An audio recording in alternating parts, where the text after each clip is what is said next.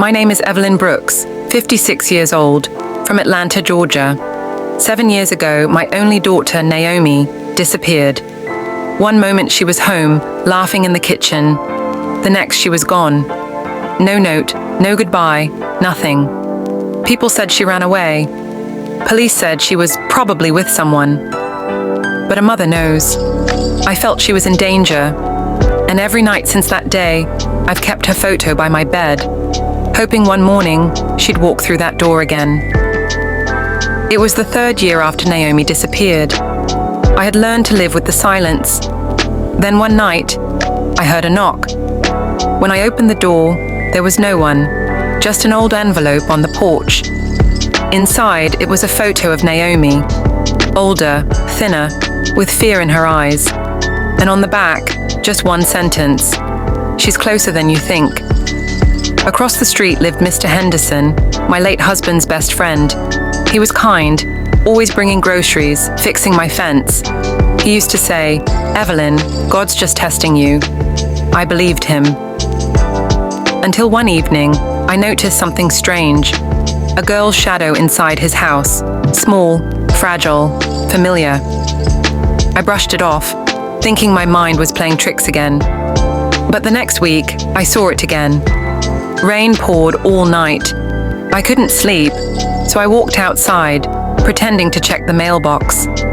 That's when I saw it, through Henderson's basement window. A faint light flickering, and someone crying. A young woman's voice. I froze, my chest tightened. The way she sobbed, it sounded just like Naomi. Next morning, I went over with banana bread, like old times. He smiled, invited me in. His house smelled like bleach. When I asked about the basement, he laughed nervously. "Oh, that? Just storage.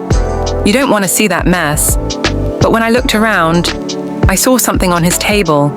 A bracelet, Naomi's bracelet, the one I gave her on her 18th birthday. I nearly dropped the plate.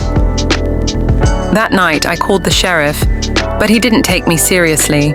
Said I was grieving too long, so I waited till Henderson left for work. I went into his yard, basement window half open. I climbed down, and what I saw made my knees give out. Old clothes, a blanket I stitched years ago, and a phone, Naomi's phone. It was cracked, but still had one photo in the gallery.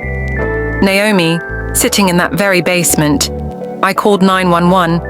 SWAT came that night. When they broke in, we heard a scream. A door burst open and Naomi, my Naomi, came running out, crying, "Mom! Mom!" I fell to my knees. I held her, shaking, thanking God through tears. She was alive. Henderson was arrested. He had kept her hidden for 7 years. Naomi couldn't speak for weeks. She barely ate. She slept with the lights on. I sat beside her every night, holding her hand. She'd whisper, "Mom, he told me you gave up on me."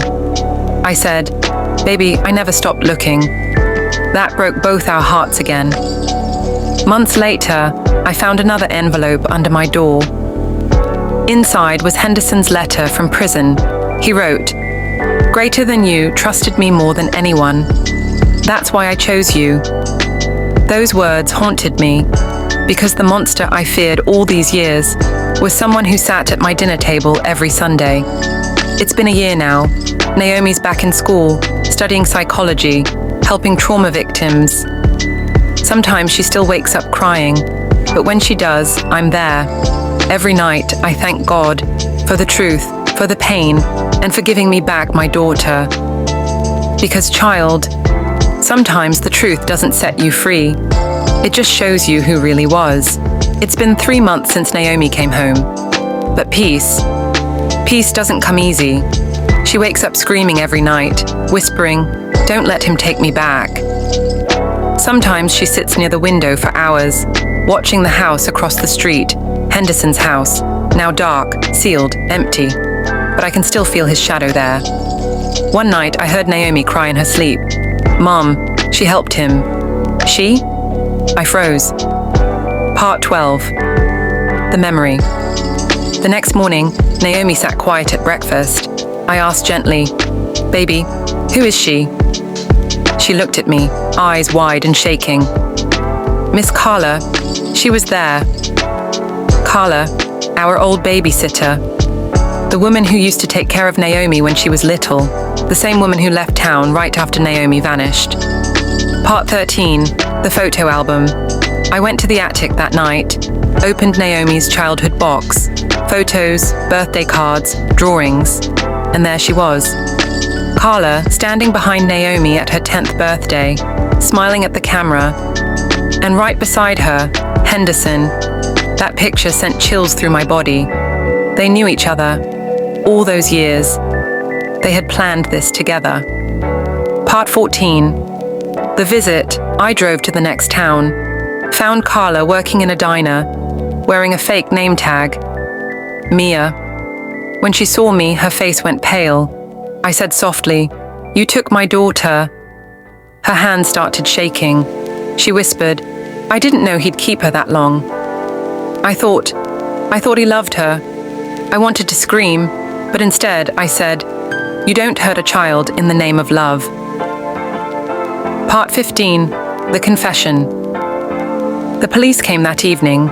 They questioned Carla, and she confessed. She helped Henderson kidnap Naomi. She was paid, not with money, but with silence. She said Henderson had promised her a family. It broke me, because Naomi trusted her, and so did I.